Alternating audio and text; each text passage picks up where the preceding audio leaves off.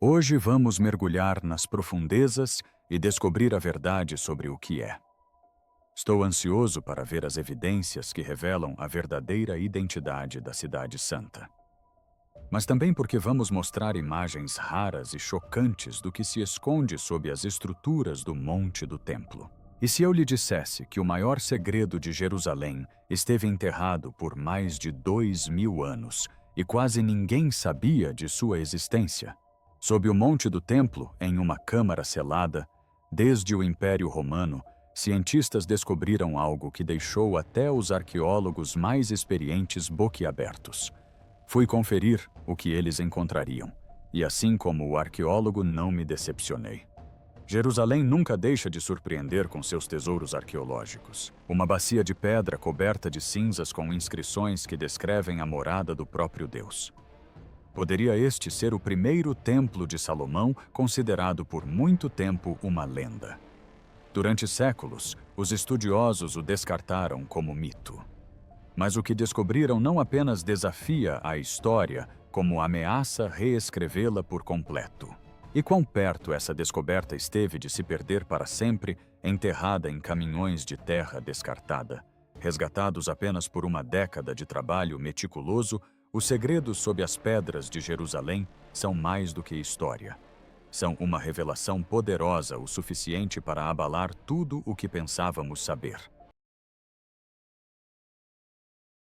A Terra Sagrada. Para entender por que essa descoberta é importante primeiro, é preciso compreender o que o Monte do Templo realmente representa. Não apenas como um local no mapa, mas como uma ideia que moldou a civilização humana por 3000 anos. Jerusalém ergue-se das colinas de Israel como uma coroa de pedra ancestral, mas uma parte da cidade se destaca acima de todas as outras, não em altura, mas em significado.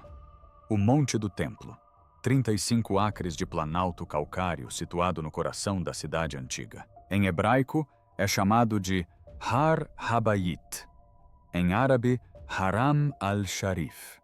E para bilhões de pessoas ao redor do mundo, representa o pedaço de terra mais sagrado do planeta. Para os judeus, este é o local onde o rei Salomão construiu o primeiro templo há quase 3000 anos. Este é o lugar onde Salomão construiu o primeiro templo que foi destruído pelos babilônios. Um templo descrito nas Escrituras como abrigando a própria Arca da Aliança, guardada por querubins de ouro que representavam a presença literal de Deus. A câmara mais interna, o Santo dos Santos, era considerada tão sagrada que somente o sumo sacerdote podia entrar, e apenas uma vez por ano, no Yom Kippur. Segundo a tradição, isso não era uma metáfora. Era o ponto de encontro físico entre o céu e a terra, o lugar onde o divino tocou o mundo material. Esse templo foi destruído pelos babilônios em 586 a.C. Gerações depois, um segundo templo foi erguido no mesmo local, magnificamente ampliado pelo rei Herodes, apenas para ser incendiado e reduzido a cinzas pelas legiões romanas em 70 d.C. O templo foi reconstruído e destruído pelos romanos em 70 d.C. A muralha ocidental, visitada por milhões de pessoas hoje em dia, não faz parte do templo em si. Trata-se apenas de um muro de contenção que outrora sustentava a praça ao seu redor. O templo original, o edifício onde os sacerdotes realizavam sacrifícios e onde se dizia habitar a presença divina, desapareceu há quase 2000 anos. Para os muçulmanos, este mesmo planalto é o nobre santuário, o terceiro local mais sagrado do Islã. Acredita-se que seja o lugar de onde o profeta Maomé ascendeu aos céus durante sua milagrosa jornada noturna. O Domo da Rocha, aquela icônica estrutura de teto dourado que domina o horizonte de Jerusalém, foi construído no século VII d.C. para marcar aquele local sagrado. A mesquita de Al-Aqsa fica nas proximidades.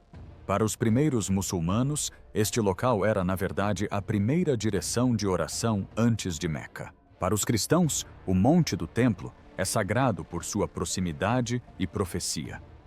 Foi ali que Jesus derrubou as mesas dos cambistas, declarando que a casa de Deus deveria ser um lugar de oração, não de comércio. É nesse contexto que os evangelhos se desenrolam. 3 religiões. Um topo de colina, milhares de anos de sangue, guerra, adoração e espera. E sob tudo isso, camada após camada de história enterrada que ninguém teve permissão para desenterrar adequadamente. Até agora. Sob o solo mais sagrado, eis a cruel ironia que atormenta os arqueólogos há mais de um século. Sob o monte do templo, jaz o que talvez seja o tesouro arqueológico mais importante da história da humanidade. E é praticamente ilegal tocá-lo. Escavar a maioria dos sítios arqueológicos segue um processo previsível. Obtém-se as autorizações necessárias, reúne-se uma equipe, leva-se o equipamento e deixa-se que a terra revele seus segredos camada por camada. Arqueólogos já escavaram tumbas no Egito, desenterraram cidades na Mesopotâmia e exploraram ruínas em todos os continentes. Mas o Monte do Templo existe em uma categoria completamente própria. As sensibilidades religiosas que envolvem esse único planalto são tão intensas, as tensões políticas tão explosivas, que até mesmo sugerir uma escavação poderia desencadear uma crise internacional. Uma pá mal colocada poderia iniciar uma guerra. As razões vão além da política. Estão intrinsecamente ligadas à própria fé. Na tradição judaica, o Monte do Templo não é apenas sagrado. É o lugar mais sagrado que existe. Em algum lugar sob aquela antiga plataforma, encontra-se a localização exata do Santo dos Santos, o santuário mais íntimo, onde a presença divina outrora habitava entre as asas de querubins dourados. O problema é que ninguém sabe precisamente onde fica esse lugar. Os templos foram destruídos, os marcos se perderam, as medidas tornaram-se incertas ao longo de milênios de conquistas e reconstruções. Segundo as leis judaicas, pisar acidentalmente no local onde outrora se erguia o Santo dos Santos sem a devida preparação espiritual constitui uma transgressão grave. As consequências descritas em textos antigos são severas. Devido a esse temor, muitos judeus ortodoxos recusam-se a sequer pisar no Monte do Templo. Eles oram junto ao Muro das Lamentações, tão perto quanto ousam chegar, em vez de correrem o risco de violar, inadvertidamente, um espaço sagrado. Se judeus devotos sequer caminham sobre a superfície, imagine a oposição religiosa a escavar abaixo dela. Para os muçulmanos, a situação é igualmente delicada. O Waqf Islâmico, uma autoridade religiosa sediada na Jordânia, mantém o controle administrativo do Monte do Templo desde 1967. Escavações foram feitas em algum lugar aqui porque tudo estava sob controle jordaniano. Em 1967, assumimos o controle. Para eles, o Planalto é Haram al-Sharif, o nobre santuário, lar do Domo da Rocha e da Mesquita de Al-Aqsa. É o terceiro local mais sagrado do Islã, o lugar de onde o profeta Maomé ascendeu aos céus. Qualquer atividade arqueológica, especialmente qualquer coisa que possa validar as reivindicações históricas judaicas, é vista como um ataque direto à soberania muçulmana sobre o local. O arranjo político que rege o Monte do Templo é extremamente frágil. Israel controla a segurança. O Waqf controla a administração religiosa. Nenhum dos lados confia no outro. Uma única violação percebida desse acordo pode desencadear tumultos que se espalham por toda a região, crises diplomáticas que repercutem nas capitais do mundo e violência que ceifa vidas. Os riscos não são teóricos. São medidos em sangue. Assim o terreno permanece selado. Os segredos permanecem enterrados. Os arqueólogos só podem ficar nas bordas e imaginar o que se esconde por baixo. Como observou um pesquisador famoso, escavar aqui não tem a ver com história, tem a ver com guerra e paz. Durante décadas, esse impasse persistiu. O Monte do Templo manteve seus mistérios ocultos sob séculos de construções e desmoronamentos. Acadêmicos debatiam o que poderia existir abaixo da superfície com base em textos antigos e suposições fundamentadas, mas ninguém conseguia comprovar nada. O local de maior importância histórica na Terra permaneceu o menos explorado. Então, no final da década de 1990, algo inesperado quebrou o impasse. Em 1999, a autoridade religiosa islâmica responsável pelo Monte do Templo iniciou a construção de uma grande mesquita subterrânea. Não por meio de negociação, inovação ou coragem diplomática, mas sim por meio da destruição. Alguém decidiu escavar sob o Monte do Templo sem permissão, sem supervisão e sem qualquer consideração pelo que poderia destruir. E ao fazê-lo, acidentalmente abriu uma porta que estava selada há 3.000 anos. Sombras do Templo. O Waqf islâmico decidiu construir uma nova mesquita subterrânea em uma área do Monte do Templo conhecida como Estábulos de Salomão. O projeto não foi autorizado pelas autoridades israelenses. Foi realizado sem supervisão arqueológica e envolveu a remoção de centenas de caminhões de terra debaixo de um dos sítios históricos mais importantes do planeta. Aquele solo saturado com 3.000 anos de artefatos foi despejado sem cerimônia no Vale do Cédron, fora das muralhas da Cidade Velha, tratado como entulho de construção descartado como lixo. Quando os arqueólogos israelenses souberam o que havia acontecido, ficaram devastados. Milênios de descobertas em potencial foram arrancados de seu contexto e dispersos sem documentação. Em termos arqueológicos, foi uma catástrofe. Mas 2 pesquisadores enxergaram algo diferente, uma oportunidade. Em 2004, os arqueólogos Gabriel Barquet e Isaac de Vira iniciaram aquela que se tornaria uma das escavações mais incomuns da história moderna. Deram-lhe o nome de Projeto de Peneiramento do Monte do Templo. O projeto de peneiramento do Monte do Templo é uma aventura arqueológica cujo objetivo é encontrar provas empíricas. Operando a partir de um parque público em Jerusalém Oriental, eles iniciaram o árduo processo de recuperação do que havia sido perdido. Voluntários de todo o mundo chegaram para ajudar. Dia após dia, ano após ano, eles peneiravam aquela terra descartada manualmente. Balde por balde, fragmento por fragmento, o que encontraram foi impressionante. Mais de 500.000 artefatos emergiram daquele solo. Moedas da época de Herodes, pontas de flecha, da era das cruzadas, joias de períodos islâmicos, fragmentos de cerâmica, abrangendo dezenas de civilizações. Ao longo dos anos, o projeto de peneiramento do Monte do Templo revelou um tesouro de artefatos, como este fragmento de cerâmica que abrangem toda a história de Jerusalém. Não se tratava de detritos aleatórios. Era um recorte de 3.000 anos de atividade humana contínua em um dos locais mais sagrados já construídos. Mas escondidos entre os fragmentos havia objetos que fizeram os pesquisadores refletir itens ligados à pureza ritual, ferramentas associadas às funções sacerdotais e uma concentração incomum de artefatos do período do Primeiro Templo, uma era que muitos estudiosos há muito descartavam como mais lenda do que história. Então veio a descoberta que mudou a trajetória de todo o projeto. Um voluntário que limpava os escombros notou um pequeno pedaço de argila endurecida achatado e rachado pelo tempo. Ao ser examinada com ampliação, revelou-se uma bula, uma antiga impressão de selo usada para lacrar documentos oficiais. A inscrição estava em paleo-hebraico e dizia: pertencente a Gedaliahu, filho de Emer. O nome Emer aparece no livro de Jeremias como uma família sacerdotal ativa durante o período do Primeiro Templo.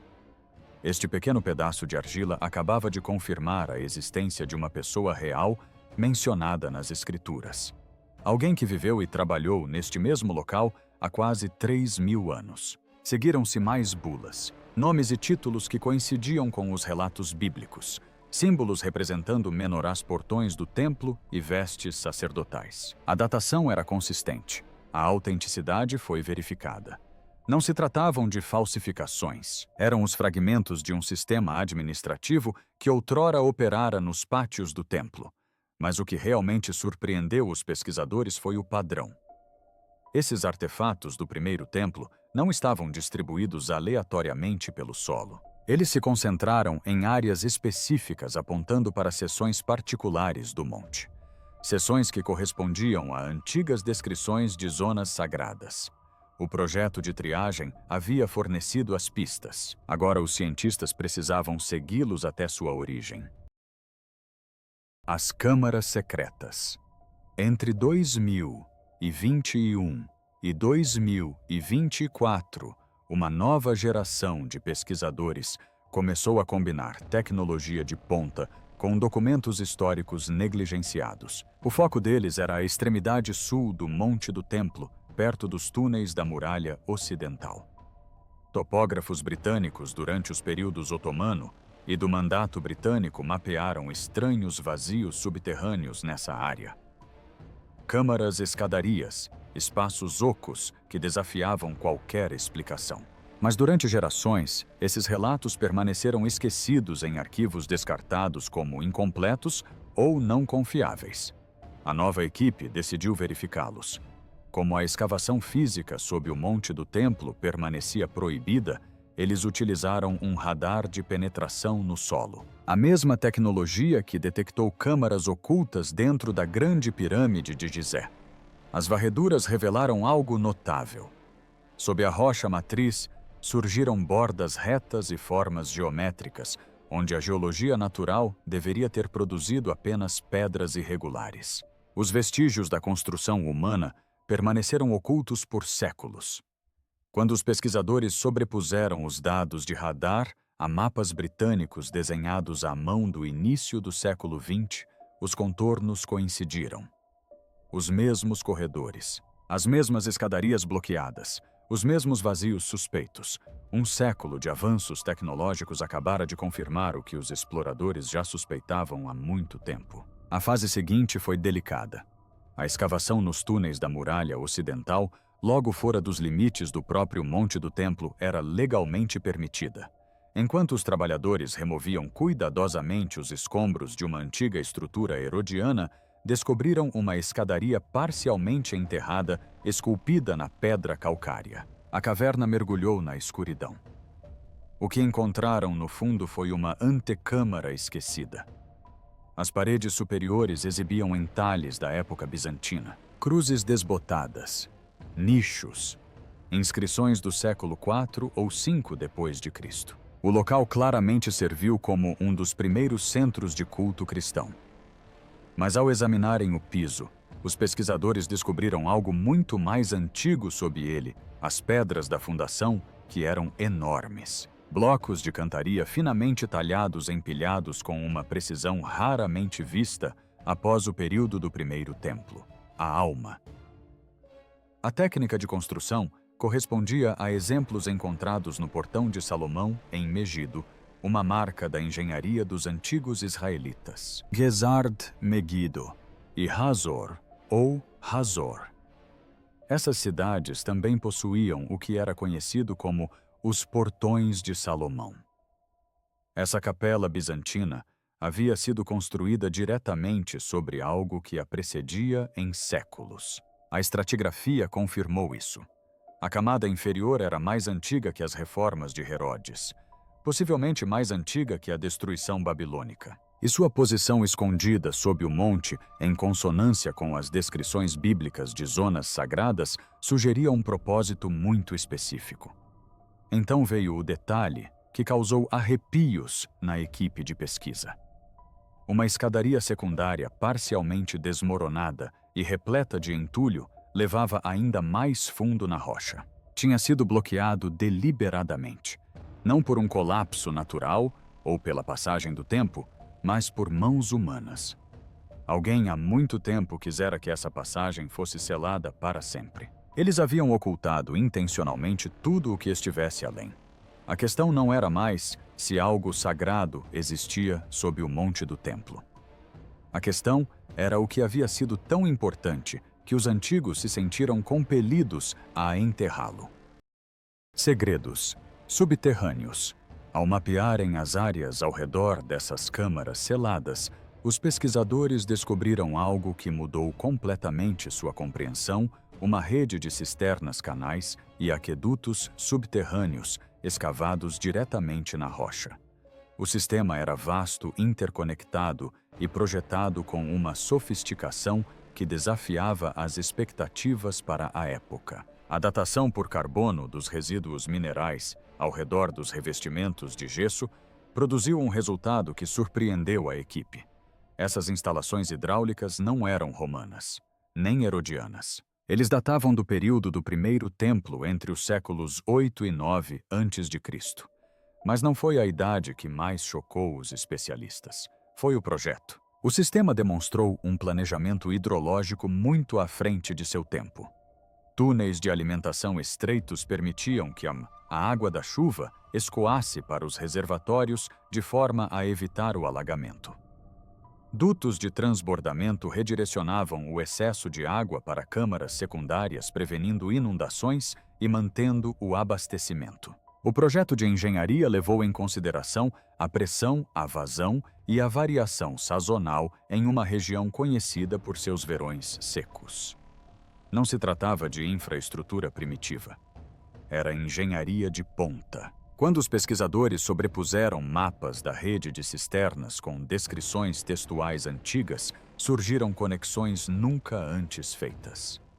Várias cisternas coincidiam perfeitamente com locais mencionados no livro das Crônicas, que descrevia preparações de água feitas pelos reis israelitas para apoiar os rituais do templo. Uma bacia particularmente grande ficava sob um local que, de acordo com textos hebraicos, outrora abrigara o altar de sacrifícios. A bacia estava revestida por espessas camadas de cinzas e tênues vestígios de resíduos orgânicos, sinais de uso repetido ao longo de muitas gerações. Provavelmente fazia parte das rotinas diárias dos sacerdotes da lavagem ritual, das mãos da purificação de instrumentos cerimoniais e das libações. Os estudiosos há muito presumiam que o culto no primeiro templo era em grande parte simbólico e pouco organizado, mas esse sistema de água contava uma história diferente, uma história de complexa logística espiritual. Precisão e cuidado matemático. Se os construtores do Templo de Salomão projetaram seu sistema de abastecimento de água com esse nível de maestria, eles projetaram tudo o mais com igual precisão. O fluxo de fiéis, o momento dos sacrifícios, os ciclos de purificação. Não se tratava de uma religião primitiva, mas sim de uma máquina de santidade. E os canais levavam diretamente às câmaras seladas, onde ninguém entrava há mais de 2000 anos. A Pedra da Shequina. Os pesquisadores avançaram cuidadosamente pela escuridão, passando por antigos canais de água, por câmaras sacerdotais, soterradas pela escadaria bloqueada que alguém havia selado com tamanha deliberação e finalidade. E ali, no final de uma passagem que não sentia o sopro de um ser humano desde antes da Era Comum, encontraram um limiar de pedra selado. A câmara além era pequena, não mais que 3 metros de diâmetro. Suas paredes foram talhadas diretamente na rocha, lisas e sem adornos, mas o que havia no centro paralisava todos que ali entravam. Trilhas, uma bacia de pedra redonda e rasa meio enterrada em cinzas. Ao redor, fragmentos de incenso queimado, pequenas oferendas e lamparinas de barro enegrecidas haviam sido dispostos com um cuidado perturbador. Diferentemente de outros espaços que ruíram naturalmente com o tempo, esta câmara fora preservada deliberadamente. Quem a selou pretendia que permanecesse intocada para sempre. A bacia apresentava inscrições desbotadas por milênios, mas legíveis sob a luz dos arqueólogos. A escrita era paleo-hebraica. As palavras, quando traduzidas, dizem: "Aquele que habita aqui, seu espírito jamais o abandona." A equipe ficou em silêncio. Aquelas palavras não eram poesia aleatória. Elas estavam em consonância com antigas descrições bíblicas do Santo dos Santos, a câmara mais interna do templo, onde, segundo as Escrituras, habitava a Shekinah, a presença divina de Deus. Um espaço tão sagrado que somente o sumo sacerdote podia entrar, e apenas uma vez por ano, no dia da expiação. Nenhum artefato desse espaço jamais foi encontrado. Nenhuma evidência física de sua existência jamais havia surgido. Até agora. A datação foi verificada. As lâmpadas correspondiam a outros exemplares dos séculos 8 e 7 a.C. A composição calcária da bacia era compatível com os materiais utilizados durante o reinado de Salomão. A fraseologia e a estrutura das inscrições eram idênticas às encontradas em textos religiosos da época do Primeiro Templo, alguns dos quais só haviam sido recuperados dos manuscritos do Mar Morto no século XX. Os pergaminhos contêm inscrições antigas que datam de cerca de 2000 anos atrás. Esta câmara revelou o que gerações de arqueólogos apenas sonharam em encontrar evidências físicas e datáveis da zona mais sagrada sob o Monte do Templo. Evidências que se alinhavam diretamente com a tradição bíblica. Evidências que transformavam a fé em fato. Os pesquisadores compreenderam imediatamente o que haviam encontrado. E eles entenderam por que isso jamais poderia ser anunciado de forma leviana. Não se tratava apenas de uma descoberta arqueológica. Era a prova de que o lugar onde os antigos israelitas acreditavam que o próprio Deus havia habitado era real, tangível, preservado em pedra e cinzas para qualquer um que quisesse ver. Há milhares de anos alguém deixou uma mensagem, um testemunho esculpido na rocha para garantir que a verdade jamais fosse esquecida, não importando quantos impérios surgissem e caíssem sobre ela. O que acontece agora? A descoberta causou um impacto silencioso no mundo acadêmico. Mas o anúncio foi cauteloso, fragmentado e deliberadamente vago. As autoridades que sabem o que foi encontrado compreendem as implicações. O Monte do Templo permanece sagrado para 3 religiões globais. Qualquer alegação de que a narrativa de uma tradição tenha sido comprovada de forma definitiva pode desencadear protestos, crises diplomáticas ou algo pior. A situação política em Jerusalém já é um barril de pólvora. Esta descoberta é como um fósforo aceso. Diferentes grupos reagiram de maneiras distintas.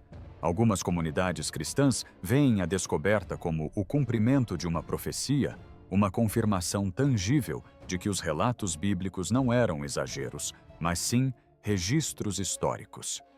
Alguns líderes judeus ortodoxos reagiram com cautela, chegando até mesmo a expressar luto. Segundo essa tradição deles, perturbar a área da Shekinah sem a devida preparação espiritual é uma transgressão da mais alta ordem.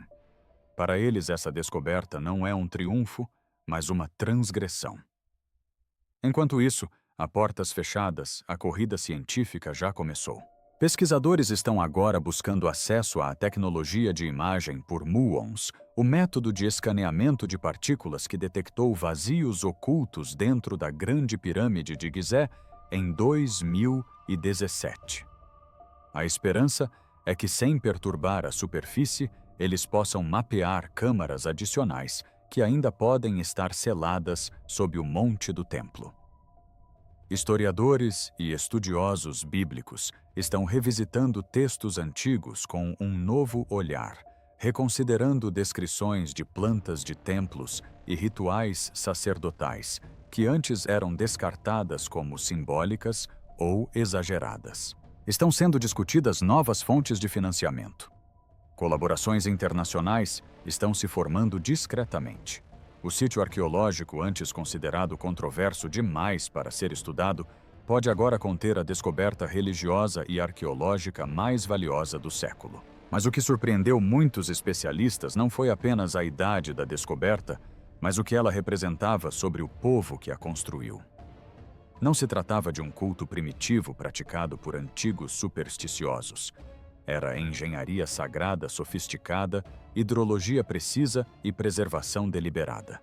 Uma civilização que compreendeu algo profundo sobre a relação entre o espaço físico e a presença divina, e que codificou esse entendimento em pedra, água e arquitetura, projetada para durar milênios.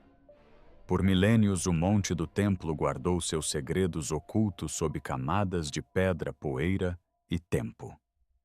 Agora, pela primeira vez, vislumbramos o que se acreditava ser impossível. Mas isto é apenas o começo. As câmaras permanecem seladas. As mensagens permanecem por ler. Que outras verdades jazem enterradas sob a superfície, à espera dos olhos ou das mãos certas para as desenterrarem? A história foi aberta, mas está longe de terminar. Quando a próxima porta se abrir, o que finalmente veremos? E mais importante, estamos preparados para o que nos aguarda sob as pedras, mas pela primeira vez, estamos fazendo as perguntas certas. E as fazemos não de cima, mas de dentro.